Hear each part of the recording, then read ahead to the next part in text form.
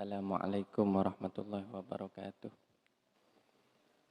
Mari sebelum kita mulai, kita membaca sholawat nariyah 11 kali dengan niatan semoga Allah Subhanahu wa Ta'ala mempermudah dan mengabulkan cita-cita dan hajat kita,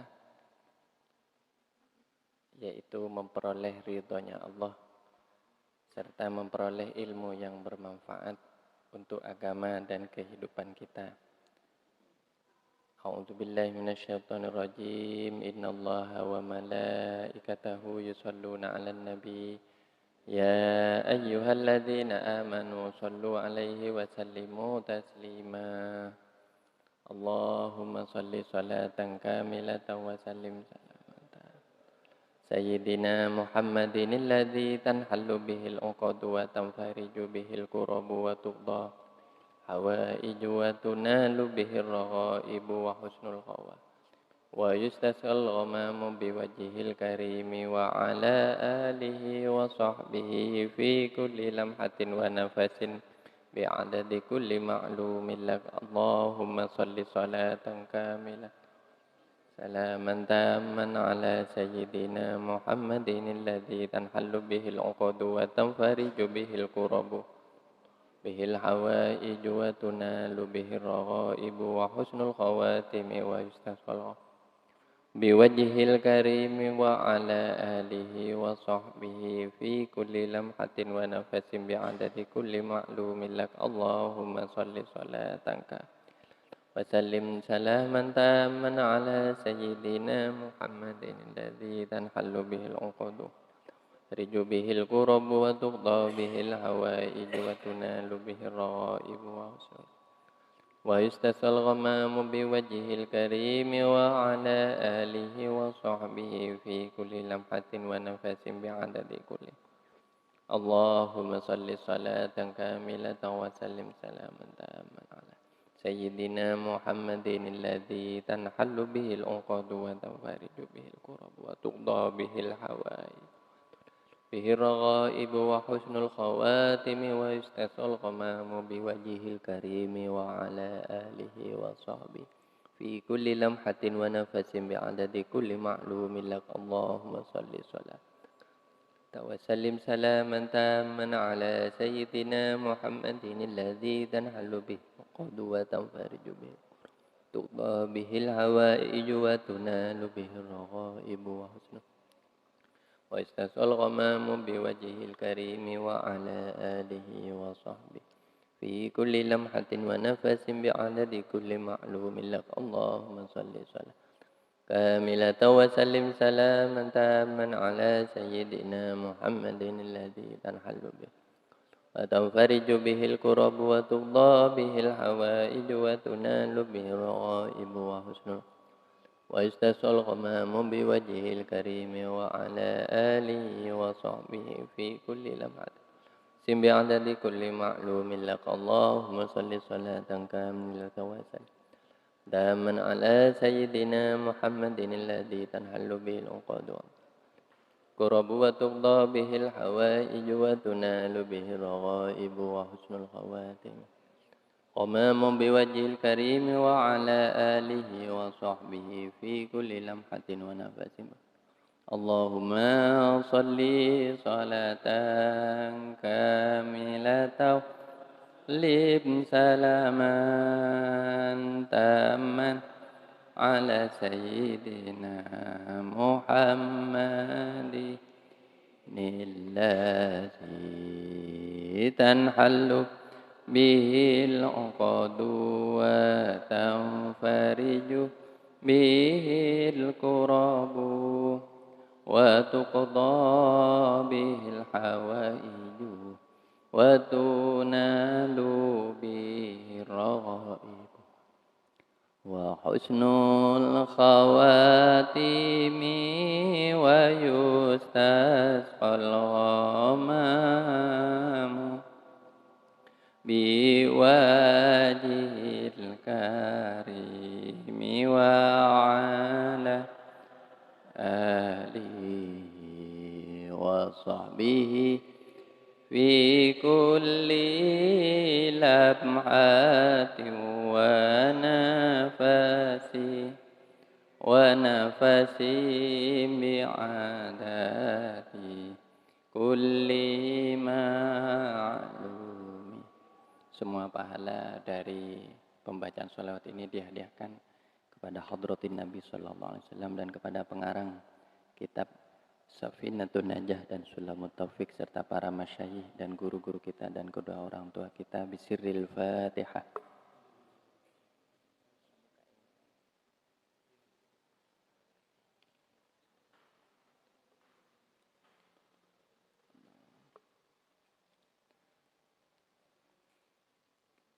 Sebelum kita memulai, kita niat iktikaf ya di masjid ini supaya dapat pahala berdiam di masjid. Nawaitul i'tikafa sunnatan lillahi ta'ala. Bismillahirrahmanirrahim.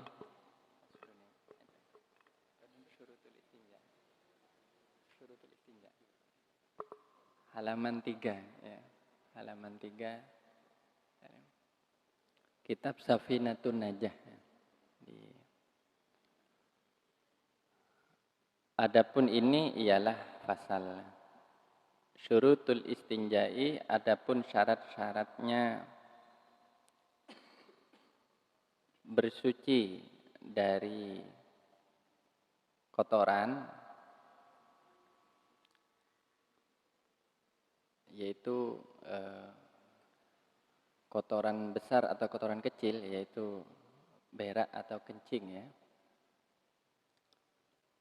Bil hajari. Dalam hal ini yang dimaksud adalah ya kedua hal yang keluar kedua kotoran yang keluar dari lubang kemaluan depan atau belakang. Bil hajari dengan batu.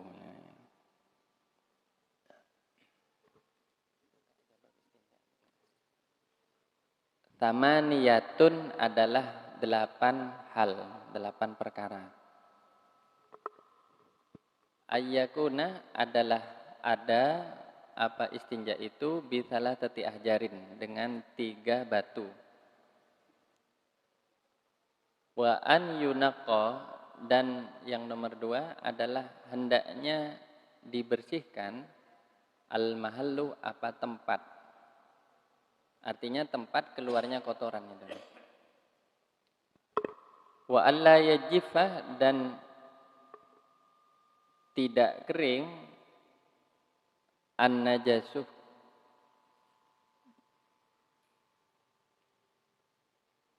Ini lebih baik dibaca dengan fathah ya. An-najasuh. Apa najis? Ya boleh juga an-najasuh. An-najasuh apa najis? Wala yantakilah, dan tidak berpindah. Wala yantakilah, dan tidak berpindah. Wala yatra'ah alaihi akharu, dan tidak menimpa ya. Artinya datang kepada tersebut ya. Alaihi atas najis itu akharu apa najis yang lain. Wala yujawiza sofhatahu, dan tidak melewati apa najis itu sofhatahu kepada, ini kalau di sini diartikan bokong kepada apa? Bukan bokong ya. Sofah itu kulit yang ada di luar dari dubur itu. Jadi di lubang kemaluan. Jadi apa namanya itu?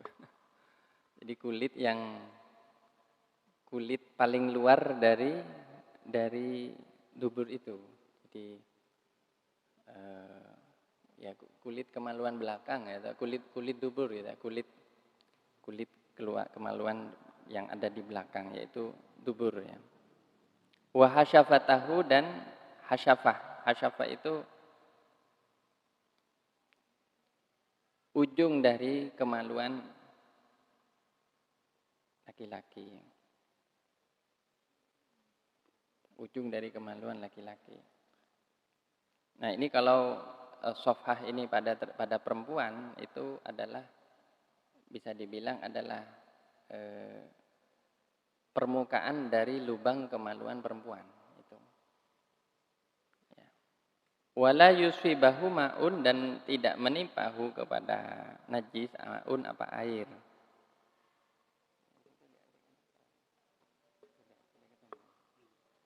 Wa antakunal ahjaru, dan harus ada al ahjaru apa batu itu tohirotan adalah suci.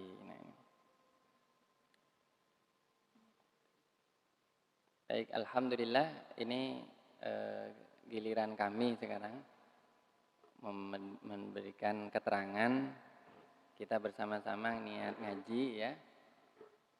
Dimulai dari hal-hal yang dasar di dalam kita beribadah, yaitu toharoh atau bersuci. Jadi bersuci itu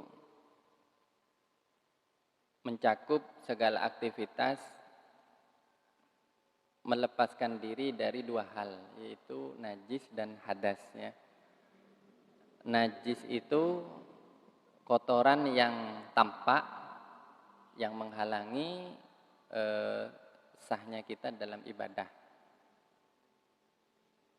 Kemudian kalau hadas itu sesuatu yang tidak tampak. Hadas itu artinya sesuatu yang menimpa kita, yang itu juga menghalangi sahnya ibadah. Nah, bersuci secara umum adalah melepaskan diri dari dua hal tersebut, ya, dari najis maupun dari hadas atau dari salah satu keduanya. Nah, di sini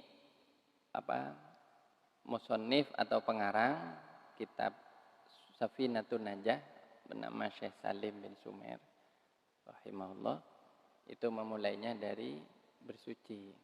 Nah, memang luas ya, pembahasan bersuci itu luas. Nanti insya Allah kita juga akan belajar mengenai bersuci yang bernama wudhu. Kemudian nanti mandi. Luas sekali bersuci itu. Bersuci itu melibatkan aspek dohir bahkan batin. Itu menurut ulama gitu.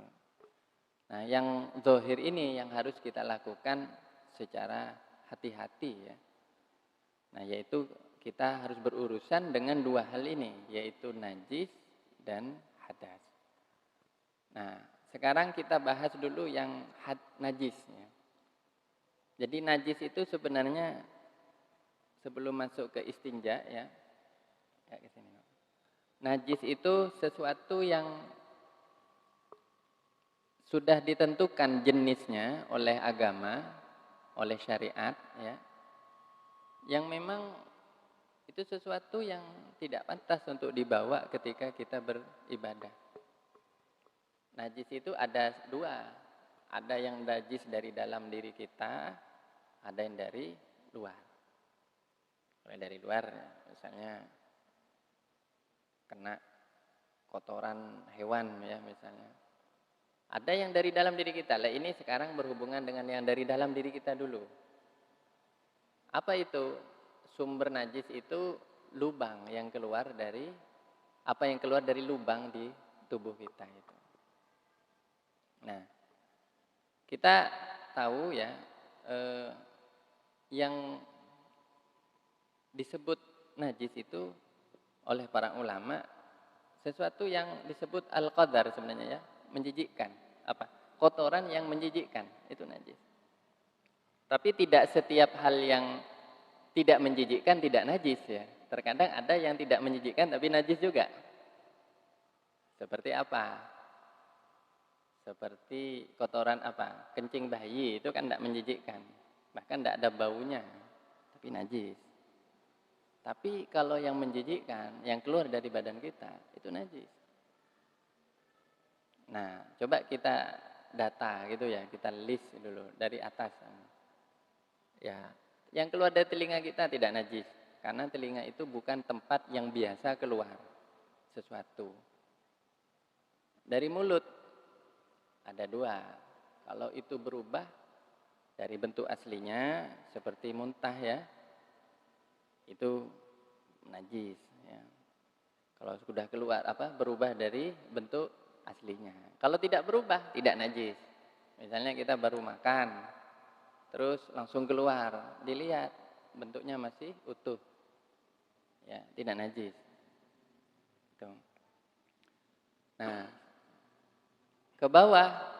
Nah, kita melihat yang keluar dari kubul dan dubur. Nah, kubul itu yang di depan, dubur yang di belakang. Ini kalau bagi perempuan tidak ada yang di depan sebenarnya, di bawah. Gitu. Ya, karena yang disebut dengan farji atau lubang kemaluan. Karena wanita kemaluannya ada di bawah. Kalau laki-laki ada di depan, kan gitu. Tapi tetap sama-sama disebut kubul. Nah, kubul itu berarti ada dua ya. Ada az-zakar, yaitu zakar untuk perempuan, al-farju, farji untuk untuk zakar untuk laki-laki, farji untuk perempuan. Itu. Kemudian yang belakang sama. Kalau yang belakang sama yaitu dubur. Dan setelah itu tidak ada lagi lubang. Karena itu diterkenal dengan asyabilain ya, dua jalan itu. Makanya apa yang keluar dari dua jalan ini oleh ulama dihukumi najis.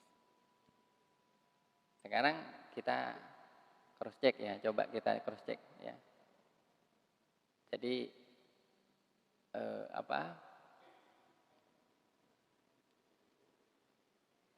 yang keluar dari lubang kemaluan depan atau bawah bagi wanita itu adalah kencing, air seni ya. Ya. Dan itu najis. Kemudian kalau dari wanita apa? Darah haid. Ya. Darah istihadah, darah nifas, dan darah-darah yang lain. Karena darahnya wanita banyak macamnya itu dan periodenya juga bermacam-macam, tidak sama seperti laki-laki. Kalau yang keluar dari dubur ini yang normal ya, normal. Artinya mengikuti kebiasaan orang yang sehat. Kalau orang yang sakit nanti fikihnya lain. Fikih untuk orang sakit itu lain. Jadi jangan disamakan seperti orang yang sehat, itu ya. Kalau keluar dari lubang belakang ya kotoran gitu. Ya. Maka ini berlaku baik laki-laki dan perempuan. Maka itu juga dihukumi najis. Tidak peduli sedikit atau banyak. Ini perhatikan. Jangan kemudian mengatakan, wah cuman sedikit, masa najis? Ini tidak peduli. Karena apa? Setiap yang keluar dari asabilain dua jalan itu pasti najis. Ini. Nah, sekarang cara menyucikannya ini yang disebut dengan istinja. Jadi istinja itu sebenarnya lubang kubul dan dubur itu ya. Ya. Jadi setiap aktivitas membersihkan dan menyucikan keduanya, ini perlu dibedakan dua aktivitas ya. Membersihkan dan menyucikan itu tidak sama. Membersihkan itu namanya di dalam fikih namanya ingko. Nah, membersihkan. Bersih itu belum tentu suci dulu ya. Karena kalau masih ada baunya dia masih najis. Tapi kalau sudah suci otomatis insya Allah bersih. Jadi sesuatu yang bersih tidak mesti suci loh ya. Misalnya ini bersih, nah, kelihatannya bersih, tidak suci. Tapi kalau sesuatu yang suci, insya Allah bisa dipastikan bersih. Nah, jadi istinja itu katanya para ulama artinya qat'ul adza, jadi membuang kotoran istinja itu. Tapi secara istilah, menurut istilah, artinya istilah para ulama fikih, menghilangkan bekas atau benda yang keluar dari kemaluan dengan air atau batu. Nah, yang dibahas oleh pengarang kitab Safinatun Najah di sini baru soal batu. Makanya insya Allah saya tambahkan sedikit keterangan kalau terkait dengan air.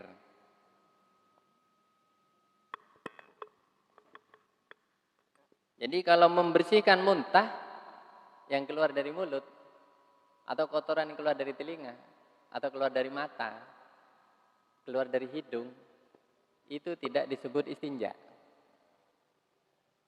Jadi jangan menyebut istinja untuk yang selain dari dua jalan dubur dan kubur. Baik, hukum istinja itu ada 5 sebenarnya. Ini saya tambahkan saja. Jadi sebelum masuk ke ini. Pertama, wajib ya. Wajib itu artinya harus itu segera disucikan dan dibersihkan, yaitu apabila ketika yang keluar itu najis yang basah. Jadi tidak boleh ya membiarkan diri kita terus-menerus dalam keadaan najis, itu tidak boleh, dosa. Misalnya kita ya ini seperti kencing atau kotoran yang cair ya. Kita tidak langsung membersihkan, dibiarin, belepotan kemana-mana. Ini kalau dia sudah mukallaf, baligh ya, sudah baligh, sudah bisa berakal, sudah cerdas gitu ya. Tidak boleh. Terus-menerus dalam keadaan najis sudah boleh. Kenapa? Karena pasti dia wajib melakukan ibadah. Dan kalau dia najis, tentu dia tidak bisa melaksanakan ibadah. Begitu alasannya. Ini sekali lagi pengecualiannya pada orang yang sakit. Ya, kalau sakit nanti kita akan bahas. Misalnya kayak orang yang, mohon maaf katanya orang Madura itu cercer gitu. Apa itu? Keluar air kencing terus itu. Kalau air seni terus keluar, sebentar keluar, sebentar keluar. Itu beda hukumnya itu. Ini orang normal ini. Jadi misalnya ya, seorang laki-laki, seorang perempuan, dia tahu dia najis, dia ada kotoran di lubang tuburnya. Kemudian dia jalan ke dapur begini, jalan ke tempat ibadah, tidak boleh, dosa itu. Kalau cuma di rumahnya sendiri mungkin tidak masalah. Tapi kalau sampai keluar, sampai duduk di rumahnya orang dan macam-macam, itu berdosa. Dan itu makanya wajib istinja saat itu dia harus segera membersihkan kotorannya. Kemudian kalau sunnah istinja itu ya kalau kering, ya, kalau kering itu misalnya ya kering lah ya, tidak terlalu bau dan seterusnya itu. Nah, kemudian haram ini saya ambil yang haram saja ya, itu walaupun sah itu istinja dengan air yang ghosab. Jadi misalnya ya, atau batu yang ghosab ya. Jadi itu ngambil batu tidak pamit ya, punya orang gitu ya. Ya, kalau batu di jalan itu kan tidak apa-apa. Ini batu di rumahnya orang gitu ya, tidak pamit ya. Ya ghosab lah, atau pakai air yang itu juga tidak pamit. Itu walaupun sah tapi haram. Nah, secara umum menurut ulama itu ada 3 tata cara. Pertama, ini yang paling afdol, yang paling bagus, namun ini jarang dilakukan zaman sekarang. Kita kalau ke kamar mandi, rata-rata tidak terjadi ini. Yang pertama ini, istinja dengan air dan batu sekaligus. Artinya dipadukan air dan batu. Batu terlebih dahulu, baru air. Kalau dulu orang tua kita itu, mbah-mbah buyut kita, mbah-mbah kakek-kakek kita, itu biasa kalau di kamar mandinya ada batu biasanya. Itu. Cuman syaratnya batu itu harus kering ya. Kalau batunya basah, tidak sah jadi syarat istinja. Jadi biasanya kalau di kamar-kamar mandi zaman dulu itu ya, itu batu, ada batunya biasanya. Saya tahu itu di daerah Madura itu. Itu bagus itu. Dan setelah batu lalu disiram lagi dengan air atau dibersihkan dengan air itu. Itu yang paling. Nah, yang nomor 2 istinja dengan air saja. ini seperti yang terjadi pada zaman sekarang, kebanyakan demikian. Dan yang ketiga, istinja, ini yang paling minimalis, istinja dengan batu. Nah, tunggu, saya akan bahas dulu ya tentang batunya, karena kok batu ya? Rasanya aneh kalau zaman sekarang masih ada yang pakai batu itu. Ya, tapi itu cara yang diajarkan oleh agama, oleh lebih-lebih, yaitu cara dari Rasulullah SAW. Nah ini, yaitu ini dicontohkan sendiri oleh Nabi SAW. Nah ini. Jadi itu. Nah di sini coba kita runut ya. Syaratnya orang istinja dengan batu itu ada 8. Yang pertama, dengan 3 batu. Pertama, 3 batu. Yang dimaksud 3 batu itu katanya ulama bukan harus batunya berjumlah 3, enggak. Tapi 3 usapan. Jadi boleh punya batu misalnya ya, saya contohkan, ini tidak ada batu di sini. Jadi pakai tisu lain. Kalau di kitab itu diberi contoh batu ya batu gitu loh. Jangan diubah yang lain ya. Karena lain hukumnya. Lain benda nanti lain hukumnya. Anggaplah ini batu, anggap ini batu gitu. Nah, syaratnya batu itu bisa cukup menjadi syarat, keabsahan dari istinja itu adalah dia paling tidaknya bersudut 3. Sini, ya, sini, sini. Sehingga dia bisa dipakai 3 kali. Jadi sudut yang pertama dipakai untuk membersihkan kotoran, sudut yang kedua dipakai lagi untuk membersihkan kotoran, dan yang terakhir itu membersihkan. Nah, tapi itu paling minimal. Kalau 3 tidak cukup, ditambah lagi 4, 5, seterusnya. Disunnahkan ganjil. Jadi kalau enggak 3, ya 5, 7, 9. Makanya paling bagusnya ya sedia batu agak banyak. Dan ciri batunya itu ada cirinya. Harus bersudut dan tidak bundar. Jadi ini harus ada contoh ini. Iya. Jadi apa? Harus bersudut ya. Jadi tidak boleh batu yang bundar begini. Jadi sebenarnya batu itu ya benda keras ya. Apapun benda keras tapi bersudut dan tidak boleh tajam. Jadi ciri-ciri batu seperti itu agak susah juga carinya ya. Karena kita harus cermat memilih. Kalau bisa kumpulin 3 sampai 7. Katanya saudaranya, kamu mau ngapain? Mau lempar jumroh apa gitu kan? Bukan, ini mau istinja gitu. Jadi sebelum itu ngumpulin batu dulu. Nah ini. Ya boleh batu kecil enggak apa-apa, tapi yang sekiranya cukup untuk dipegang. Jadi sekali dibersihkan, dibuang. Bersihkan, buang. Bersihkan, buang. Begini caranya.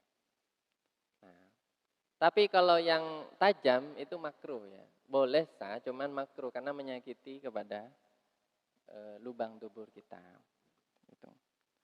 Dan ini juga berlaku pada ya ketika orang buang air seni, air kencing. Jadi membuang air kencing juga dengan batu juga. Ya. Caranya bagaimana? Ujung, ya ini yang disebut dengan sofah tadi, hasyafah ya. Ujung kemaluan itu, ya kita tahulah bentuk kemaluan laki-laki seperti itu. Ujungnya itu diusap-usap dengan batu, dibuang, usap dengan batu. Jadi 3 kali ini. Nah yang syarat yang kedua, harus tempatnya dibersihkan. Makanya ya membersihkannya dengan batu tadi ya. Dan untuk kemaluan perempuan ya, ini perlu diketahui khususnya para muslimat ya. Karena kemaluan perempuan itu berbeda dengan kemaluan laki-laki ya. Lebih rumit tentunya daripada laki-laki. Maka yang dicukupkan menurut ulama cukup permukaannya saja. Tidak usah sampai ke dalam. Karena pasti akan menyakiti dan bisa membahayakan kepada perempuannya kan gitu. Jadi cukup dianukan. Nah itu. Jadi itu ya Jadi kalaupun punya satu batu, tapi cukup untuk 3 kali, ini sudah masuk kepada pengertian, insya Allah demikian ya, masuk pada pengertian 3 batu itu. Jadi bukan 3 batu harus 3 batu, tidak. Tapi maksudnya satu batu 3 sudut. Paling bagusnya kalau kita juga punya 3 batu. Menjaga-jaga, takut kurang. Itu aja. Kita pahami dulu. Kemudian yang kedua, itu harus kering najisnya. Jadi harus wala yajifan najas. Najisnya itu tidak boleh kering. Karena kalau kering kan tentu kan tidak bisa dibersihkan. Kalau kering itu batu tidak cukup, harus dengan air. Itu maksudnya. Jadi kalau najisnya sampai kering, tidak cukup pakai batu. Harus dengan air. Kenapa? Karena sudah membeku. Gitu. Jadi di sini kan ada syarat la ya, wa alla yajifan najasu. Najisnya tidak boleh kering. Jadi kalau sudah kering, tidak cukup dengan batu. Harus cari air. Meski airnya sedikit, yang penting bisa buat membersihkan itu. Baik, ini sedikit dulu. Nanti mengenai pendalaman kalau ada kasus-kasus atau kejadian yang lain ya kita. Kemudian juga tidak boleh pindah. Nah, artinya najisnya itu tidak boleh pindah. Maksudnya najis itu gimana ya? Ya kalau pindah-pindah itu yang maksud pindah itu ya misalnya kalau kencing itu air seni itu misalnya kemana-mana gitu ya najisnya itu. Maksudnya gini, dia membersihkan ketika najisnya itu masih mengalir, masih itu ya. Itu tidak bisa. Jadi selesaikan dulu. Jadi makanya selesaikan dulu buang air kecilnya, air besarnya, baru diistinja. Kalau masih pindah-pindah najisnya itu tidak boleh. Kemudian yang berikutnya itu tidak boleh ditambah najis yang lain. Ya kalau ditambah najis lain otomatis masih najis ya. Misalnya sudah dibersihkan, diistinja, sudah dibersihkan dengan batu, tiba-tiba keluar lagi. Ya, maka otomatis harus diulang lagi. Dan tidak melewati najisnya itu tidak melewati yaitu tadi permukaan dubur atau permukaan lubang kemaluan. Artinya cukup sampai di sana saja. Ya. Kalau lebih dari itu semakin melebar kemana-mana, misalnya sampai ke paha kita dan seterusnya, ya maka itu tidak cukup dengan batu. Jadi misalnya najisnya itu kemana-mana, ke perut kita, ke dada kita, tidak cukup dengan batu, tidak cukup digosek-gosek begini, tidak bisa, itu tidak sah itu. Ya. Karena yang boleh dengan batu hanya kalau di sekitar lubang kemaluan saja atau permukaan kulit dari kemaluan itu. Nah. Kemudian ya. Kemudian najis itu tidak terkena air ya itu tadi. Kalau najisnya terkena air, dia bisa merata lagi kemana-mana najisnya. Dan batunya itu suci. Makanya tidak boleh batunya itu dari batu yang juga najis. Dan juga tidak boleh mengambil dari sesuatu yang keras tapi najis. Seperti kotoran binatang. Ada kotoran binatang, keras sudah. Dan tidak bau, tapi dia aslinya kotoran binatang. Tetap najis. Zatnya najis. Dipakai buat bersuci tidak boleh. Nah, sekarang pertanyaannya, kalau seperti apa? Tisu yang banyak di toilet-toilet itu. Insya Allah kalau bawa batu kita ke bandara agak sulit ya. Kalau tisu ya insya Allah lebih mudah. Nah kalau tisu itu sebenarnya tidak memadai. Kalau tisunya saja. Oleh karena itu kalau tisu saja tidak sah bersuci itu. Kenapa? Coba sampai lihat itu ya. Tisu seperti ini. Masa ini sah untuk bersuci? Wong ini tidak keras. Ini menyerap dan mudah terkena najis. Coba kalau kita pegang satu ujung, bersihin yang ini, pasti kena ke yang ujung lain najisnya. Karena prinsipnya dengan batu apa? Ketika dipegang satu ujung tidak menyerap ke ujung yang lain. Ini. Kenapa batu itu sah? Karena sebagai alat bersuci ya. Karena batu itu tidak ada kontak antara ujung satu dengan ujung lain. Jadi kalau yang ini dipakai, yang ini masih kering, masih suci. Gitu. Orang kan bisa pegang yang tengah, kan gitu. Tapi coba kalau seperti ini, apanya yang mau dipakai ini? Buat bersuci. Makanya sebenarnya ya, pakai karpet kayak gini, pakai tisu kayak gini, ini tisu saja tidak sah. Nah, tapi harus dikombinasi dengan air. Kalau dengan air menjadi sah. Karena tisunya hanya berfungsi sebagai iko, sebagai pembersih saja. Bersihin saja begini, tapi belum suci. Karena itu tadi, karena najisnya merata, maka harus lagi disiram. Makanya tidak apa-apa, mau bawa air sedikit tidak apa-apa. Yang penting tisunya diperbanyak nanti ya. Bersih pokoknya sudah, tinggal siram, selesai. Jadi kalau pakai tisu itu hanya membantu saja air, membantu air. Tapi tidak sah kalau tisunya saja tidak sah.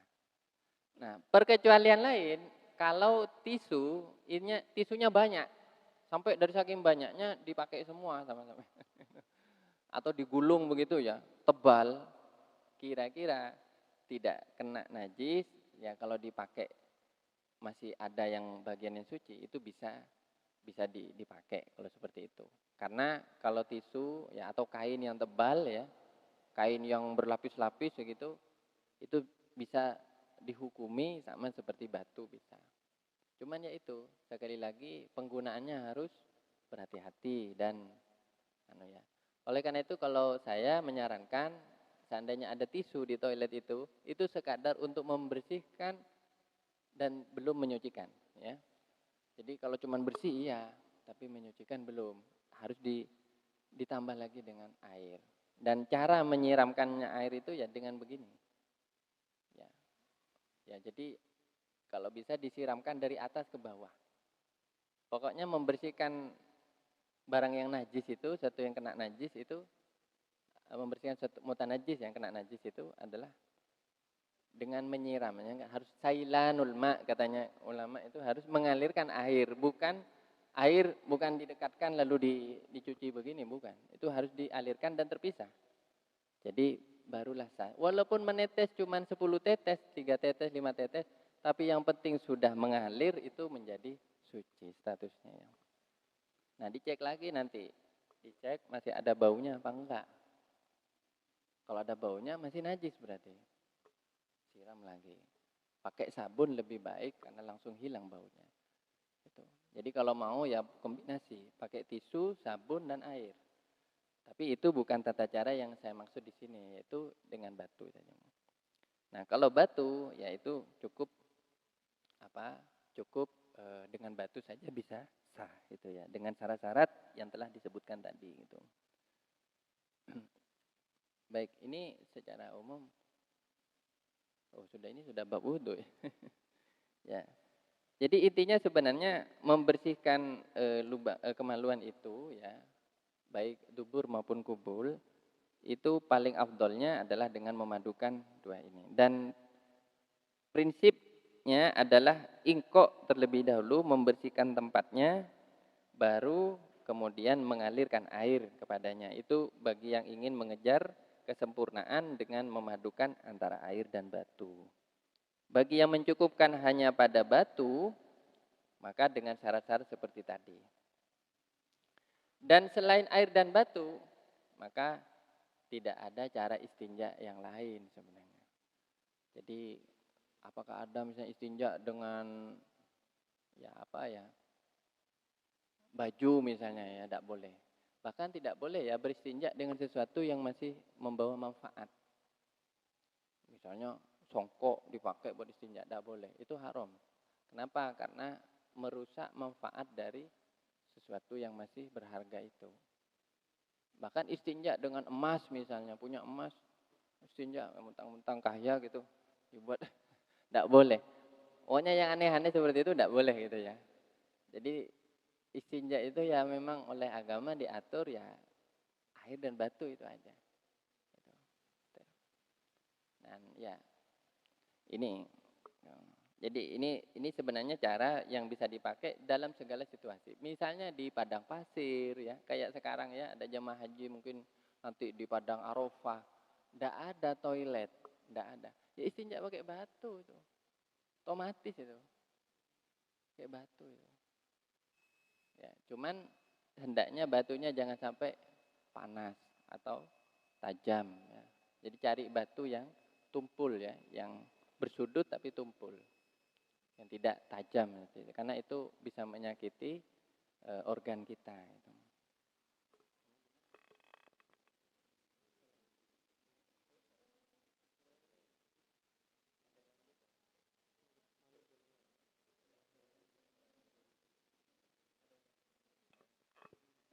Ini permintaan katanya setelah sholat isya masih ada yang dilanjutkan kalau ada yang berkenan. Nah ini sebentar lagi kita sudah masuki sholat wajib, sholat fardu isya, waktu isya. Mungkin demikian sebagai pengantar.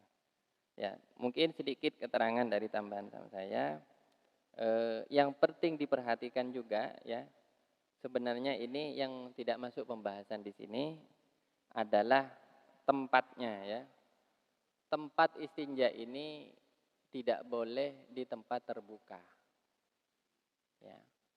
Makruh ya. Kalau di depan orang malah haram. Kalau di tempat sepi tapi terbuka itu ada rambu-rambunya. Asalkan gimana? Tidak boleh menghadap kiblat atau membelakangi kiblat. Kemudian tidak boleh menghadap matahari. Misalnya matahari mau tenggelam di daerah barat, kita menghadap matahari. Buang kotoran dan membersihkan menghadap matahari tidak boleh. Nah, itu ada adabnya, jadi agak sumit. Makanya lebih dianjurkan kita dianjurkan untuk buang air besar dan membersihkannya, istinjanya, mencucikannya itu di kamar mandi. Kalau di kamar mandi bebas, menghadap ke segala arah bebas. Ya.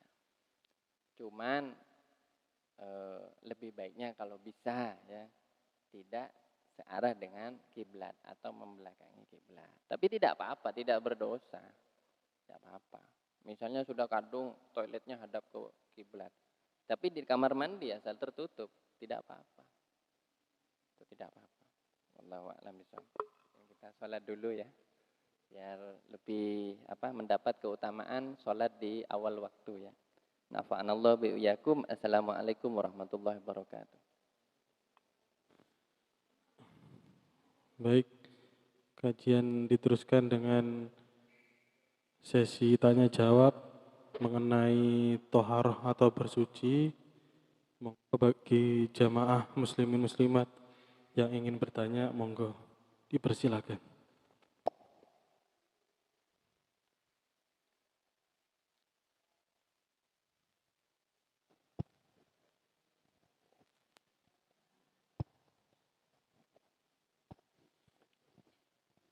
Bismillahirrahmanirrahim. Assalamualaikum warahmatullahi wabarakatuh. Izin bertanya Kiai, ada dua yang ingin saya tanyakan. Pertama bab istinja. Tadi yang dijelaskan oleh Kiai tentang mensucikan istinja dengan cara istinja, mensucikan tempat keluarnya najis saja gitu. Artinya lubang kemaluan itu. Yang dengan memakai batu dengan syarat-syarat yang telah disebutkan atau dengan benda keras lainnya gitu. Tapi tadi tidak saya terima keterangan tentang membuang najis yang sangat memungkinkan akibat kecipratan dari keluarnya najis tadi. Seperti maksudnya gini, seperti kita kencing buang air kecil yang keluar dari tempat najis tadi mungkin nyiprat misalnya ke kaki kita. Mungkin gimana? Mungkin nyiprat, sangat memungkinkan nyiprat apa ya? Oh, mengenai kecipratan. kaki umpamanya. Nah, itu kan najis juga ya gitu. Yang dimaksud kakinya najis itu ya? Kakinya najis ya. Iya. Iya. Itu apa juga cara menghilangkan najisnya dengan batu atau benda keras lainnya sama dengan mensucikan ya sumber najis tadi gitu, lubang najis tadi 3 kali pakai batu 3 atau bagaimana? Itu yang pertama. Yang kedua tentang istinja di tempat-tempat khusus yang tidak ada batu seperti di hotel-hotel tertentu itu. Saya sendiri pernah mengalami dan saat itu kita sudah masuk waktu sholat gitu.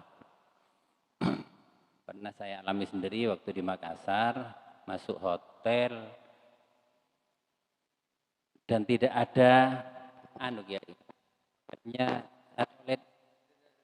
Iya. keran semprotan itu. Tidak ada? Hotelnya, toiletnya tidak ada keran untuk nyemprot itu. Jadi airnya mengalir cuma untuk memasukkan barang najis tadi, ya tinja lah gitu di toilet itu. Jadi pakai pencetan itu aja gitu. Biasanya kan di hotel tempat-tempat tertentu kan masih ada semprotannya itu. Itu tidak ada kayak gitu. Jadi terpaksa kita pakai tisu gitu. Terpaksa pakai tisu. Nah, dan seperti keterangan yang dapat tadi itu kan tidak cukup untuk menghilangkan najis gitu. Nah, saat seperti itu, darurat seperti itu apa kita bisa melaksanakan sholat gitu. Terima kasih. Assalamualaikum warahmatullahi wabarakatuh.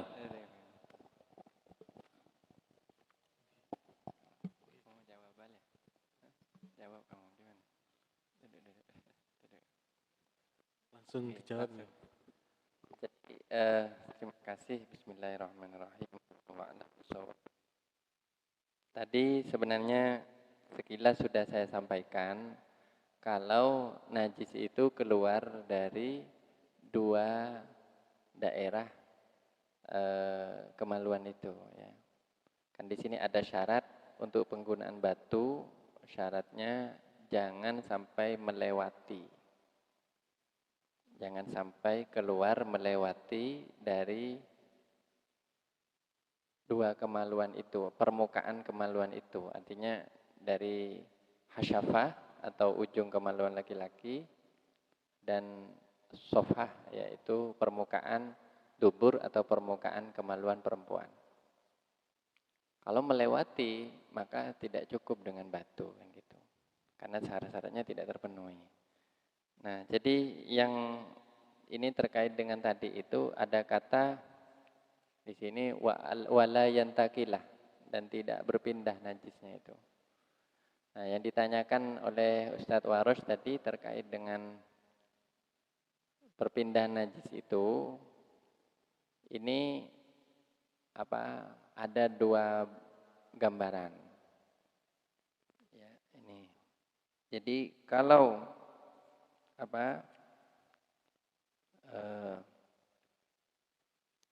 dia sudah terpisah dari, artinya sudah pindah kemana-mana gitu ya. Ini ta'ayyanal ma'u fil muntakil ya. Wajib pakai air. Jadi tidak bisa pakai batu lagi, tidak cukup.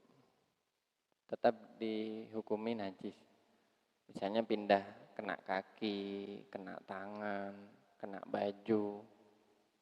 Gitu. Jadi kalau sudah ada terbang gitu ya, najisnya terbang dari tempatnya, dia harus dengan air. Jadi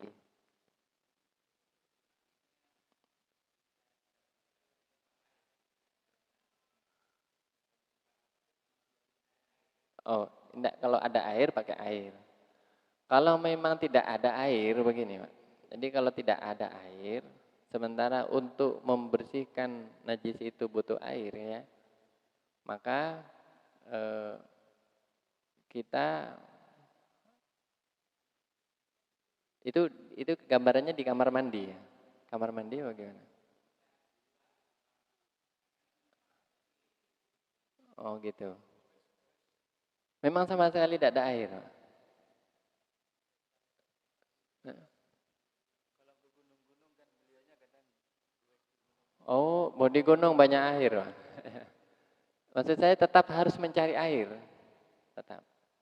Jadi walaupun itu air, ya air cuman satu botol gitu ya, tetap harus ada. Ya, misalnya beli air gelasan itu, yang penting pakai air. Iya. Tapi begini, ya kalau tidak ada air mungkin di planet Mars mungkin. Nah kayak tadi di hotel bagaimana? Ya, kita sediakan wadah. Jadi kan di sana ada air, cuman tidak ada selangnya ya, tidak ada selangnya. Pakai semprotan gitu ya, kan air yang otomatis ketika diginiin keluar pakai scan itu ya. Maka kita pakai kita dekatkan organ yang najis itu kalau memungkinkan. Kalau tidak memungkinkan, ambil air itu. Jadi air itu tetap dikeluarkan, dan kita sirami. Nah, misalnya sama tidak ada air, kan ada toilet yang kering itu, murni kering. Bagaimana? Maka kita siasati tadi dengan pakai tisu itu.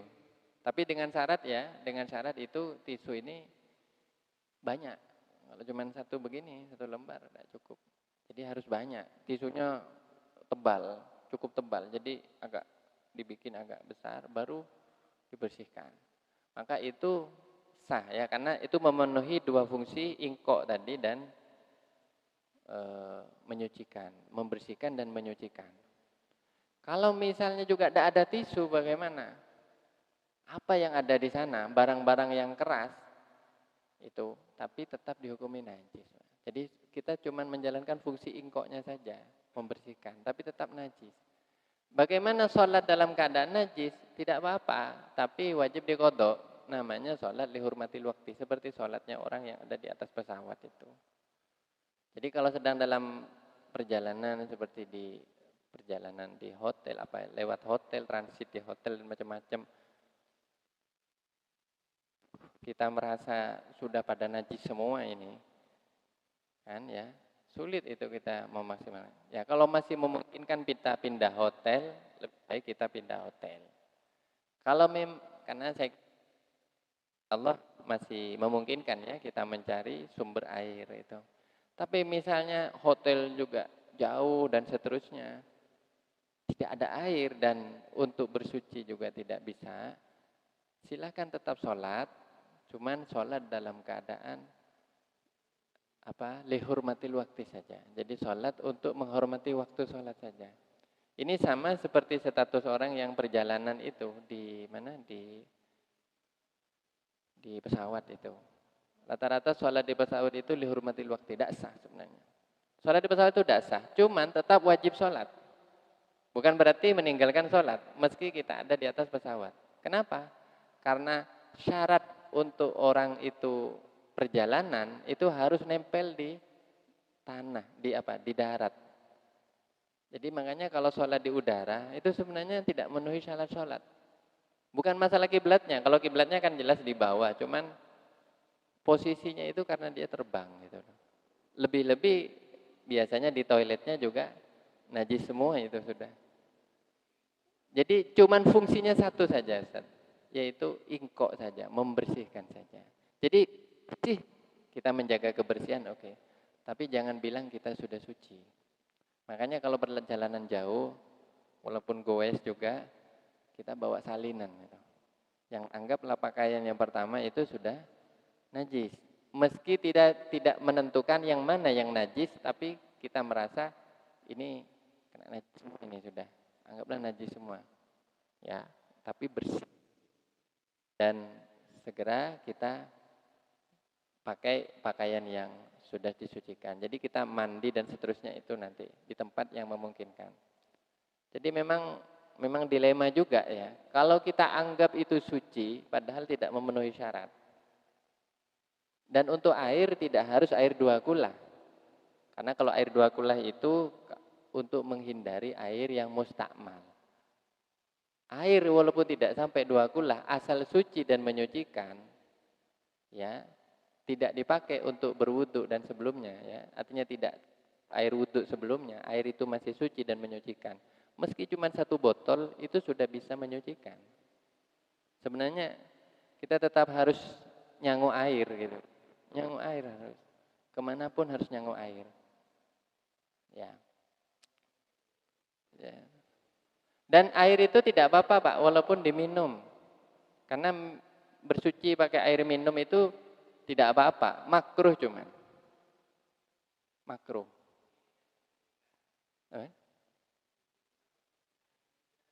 Enggak, menyucikan juga. Karena air itu tidak berubah statusnya hanya karena diminum. Apalagi minum bersentuhan cuma begini. Tapi kalau dipakai minum mulut kita pun begini. Air ini tetap bisa dipakai buat cuci. Karena begini, air kenapa tidak boleh berwudu pakai air minum? Karena air minum itu masih dibutuhkan. Tapi kalau tidak ada air lagi, ya pakai itu sudah. Ya, cuman ya harus siap tidak minum gitu saja. Tapi kalau kira-kira air minum itu dibutuhkan, katanya para ulama, ya pakai cara lain, jangan pakai air itu. Bagaimana? Ya kalau wudu ya pakai tayamum, kalau istinja ya pakai batu. Gitu. Saya yakin insya Allah kalau di perjalanan itu memungkinkan sebenarnya memakai batu sangat memungkinkan, memakai air sangat memungkinkan ya. Tinggal kita pandai-pandai untuk mengantisipasi saja insya Allah itu. Ya. Terakhir ya. Kalau sudah berpindah otomatis sudah tidak sah pakai batu, otomatis harus pakai air. Dan kita alirkan air itu walaupun dengan air yang secukupnya. Misalnya. Oke, wallahu a'lam. Monggo mungkin yang lain. Oke. Monggo.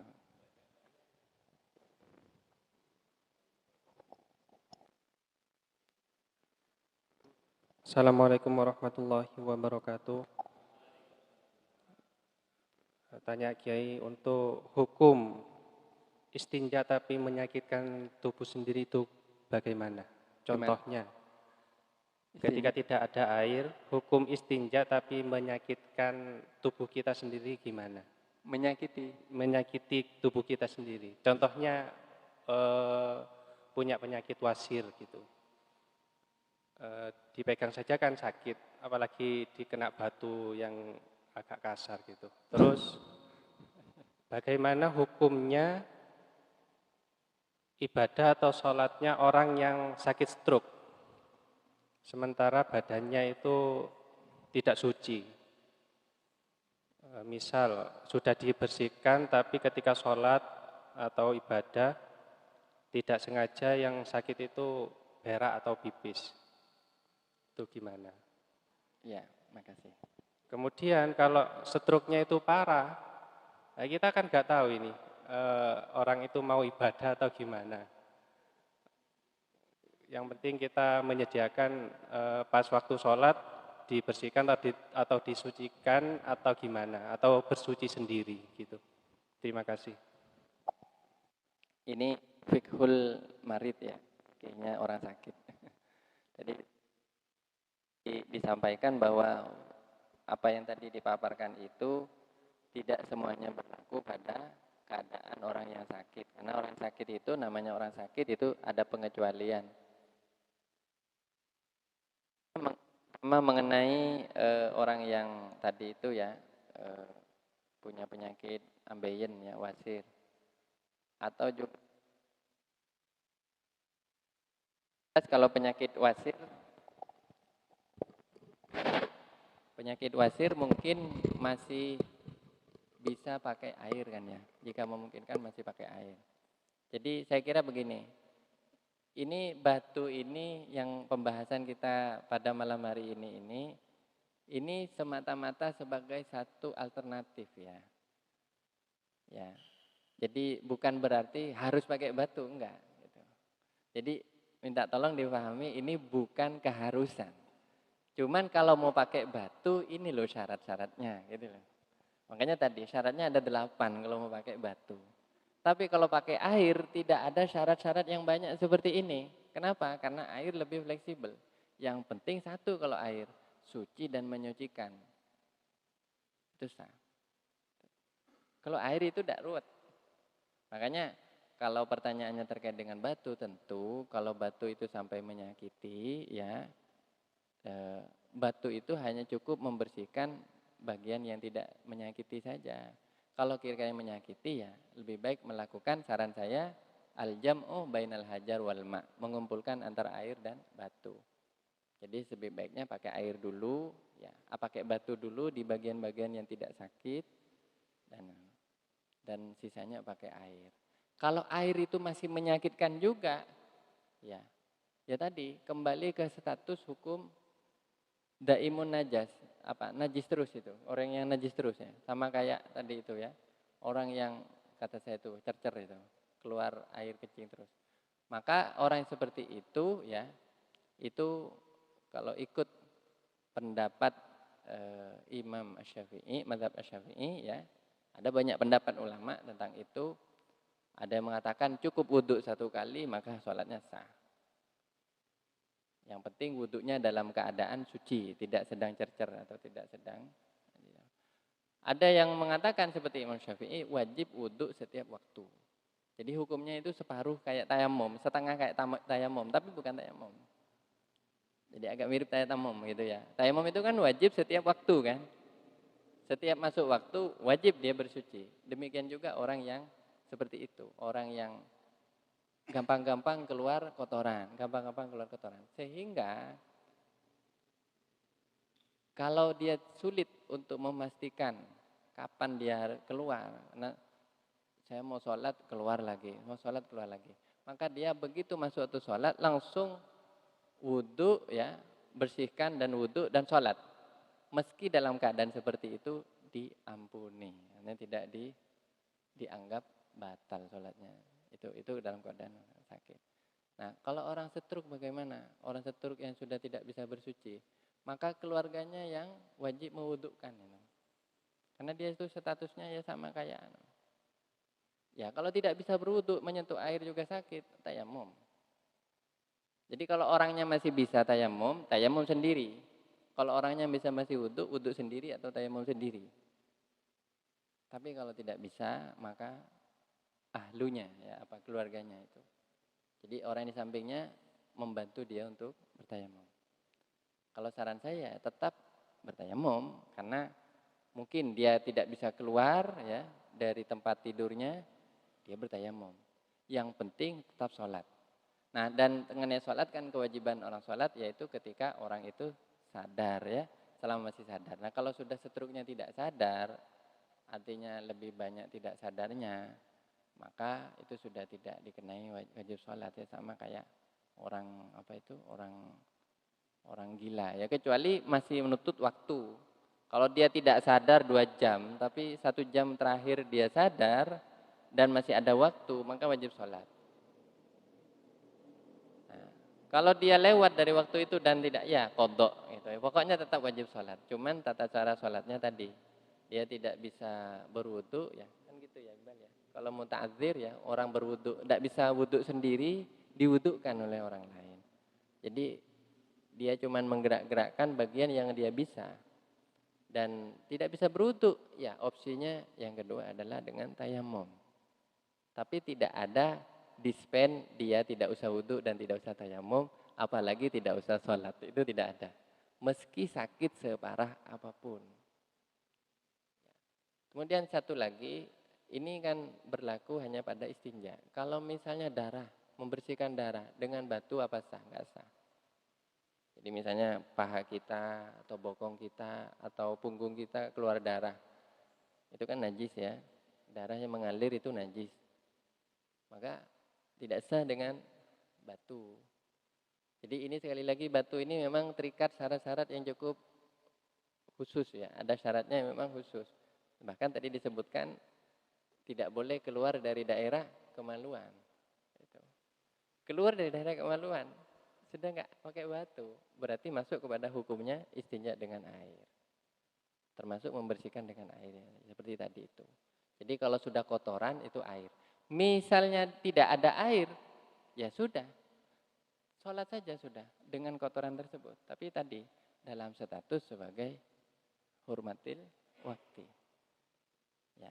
Orang sholat hurmatil waktu itu menggugurkan kewajiban saja. Cuman nanti kalau sudah memungkinkan dia bersuci yang lebih utuh. Nah, nanti wajib mengkodok juga. Jadi menggugurkan kewajiban di waktu itu ya. Niat menghormati waktu sholat. Gitu. Karena tidak boleh orang mengentengkan waktu sholat itu kan gitu. Nah demikian juga orang sholat orang yang setruk itu. Kalau tidak memungkinkan dia suci semuanya, dia sholat. Tapi seperti tadi saya bilang, kalau orang cercer ya keluar terus ya sudah sholat sah itu sholatnya, cuman yaitu harus wudhu setiap masuk waktu sholat. Setiap waktu sholat wudhu atau tayamum, waktu sholat wudhu tayamum, begitu.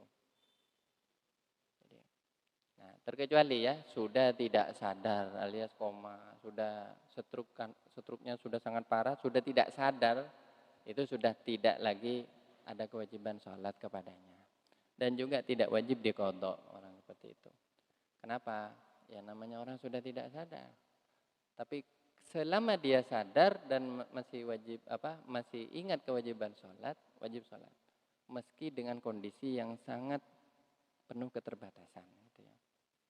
Ya mungkin terakhir ada lagi. Oh itu ada di pojok itu. Dari ibu-ibu udah ada ini. Ya, enggak. Belum masuk wudhu. Oh itu ada, tak tolong. Enggak dikasih. Itu di belakang tiang itu. Tadi angkat tangan. Oh iya, enggak. Oh sudah enggak ya. Ya. Baik, sedikit mengenai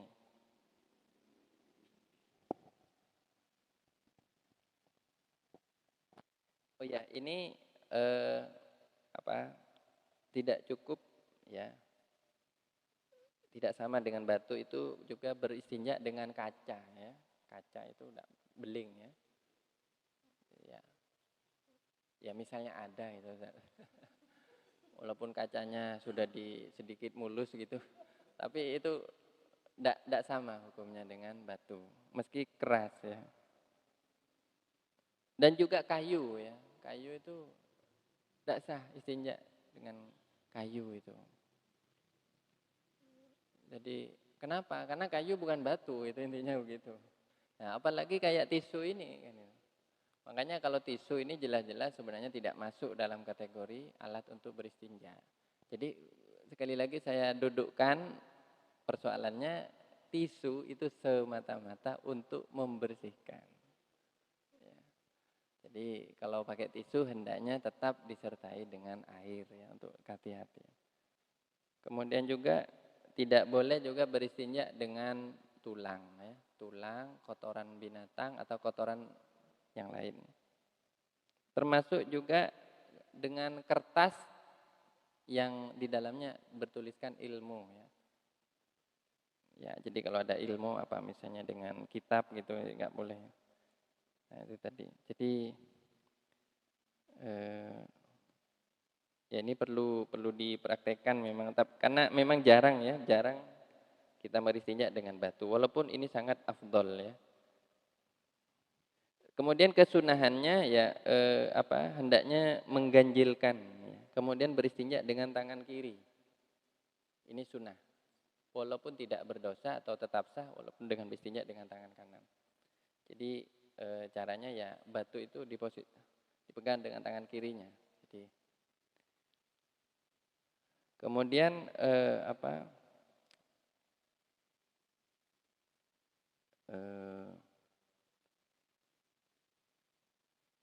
mendahulukan istinja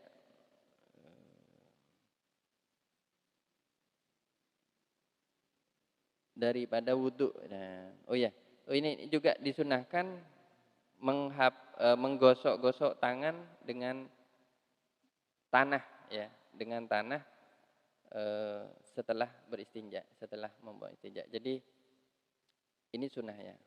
Jadi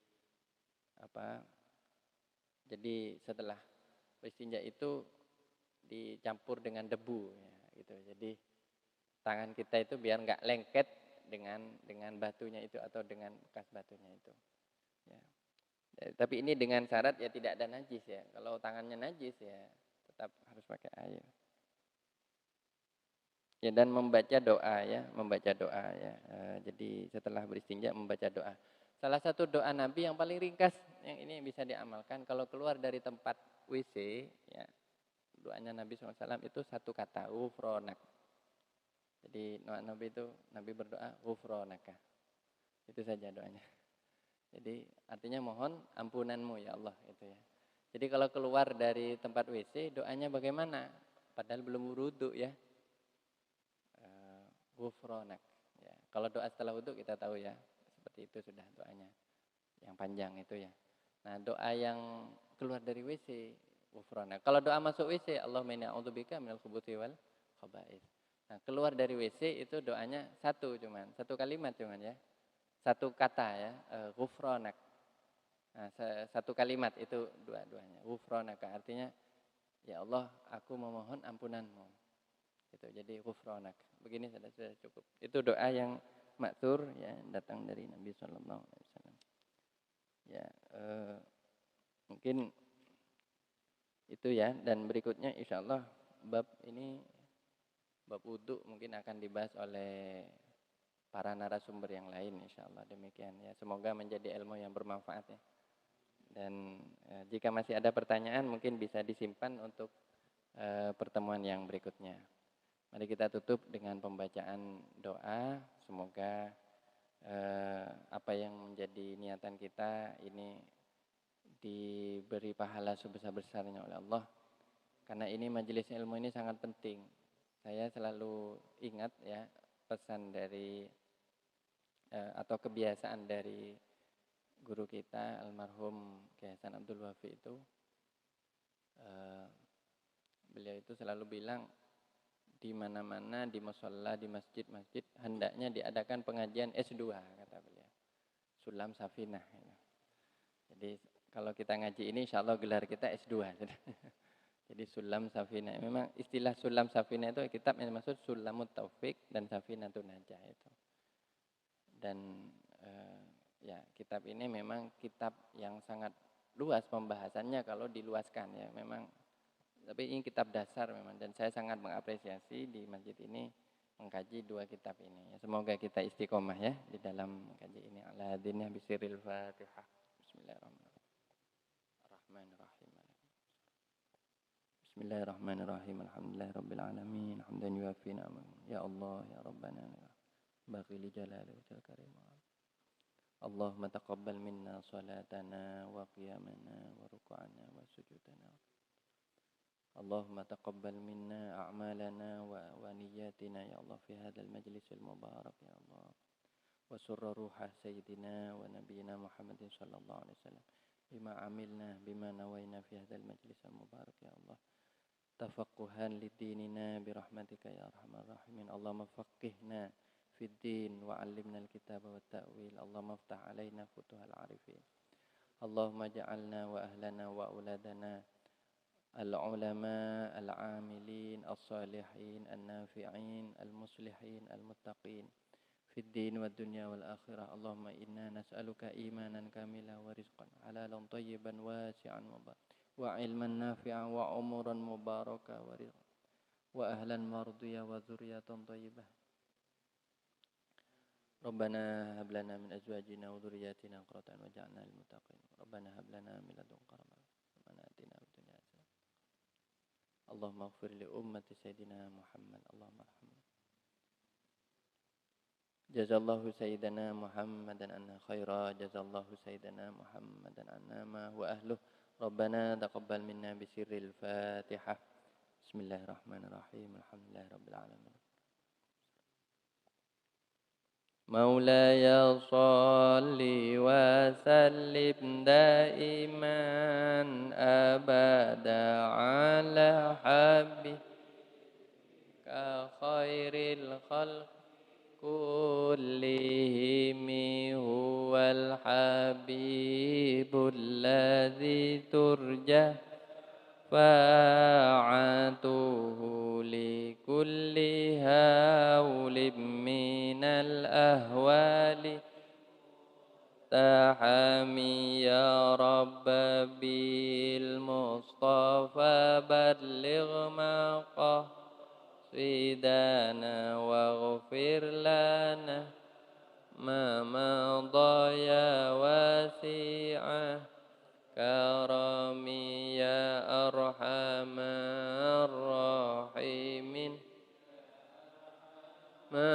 الراحمين يا أرحم الراحمين فرج المسلمين تقبل الله منا ومنكم السلام عليكم